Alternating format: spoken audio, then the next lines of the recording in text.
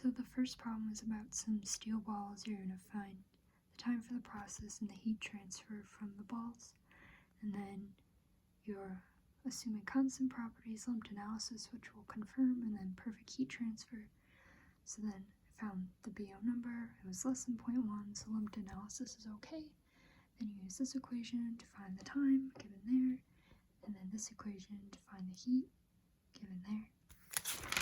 The second problem, 4-100, is about soil temperature, and you're going to have to use those error functions, which you can use table 4-4, and then I made a lot of simplifications to make this problem easier, so I went through there, did that.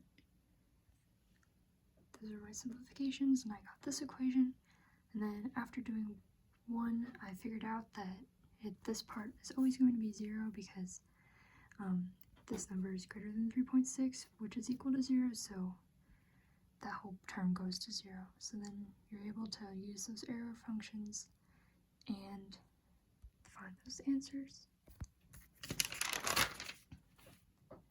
Then this one I was a little confused about still because we haven't covered it in class, but you figure out the BO numbers and then use the table 4-2 to find these other constants, and then you figure out that the ice melts from the corner because that's where this is the most exposed surface area, and you use multiplication to find out that this is the answer, and I use solver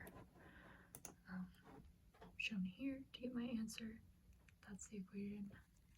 And then for this last one, you're looking at the concentration after a certain amount of time, the depth for 40% of the initial concentration. So again, you're going to be using the error functions in table 4-4, and you'll rearrange the equation. This one's a little different. You have to do like the reverse error function, and then those are the answers you get.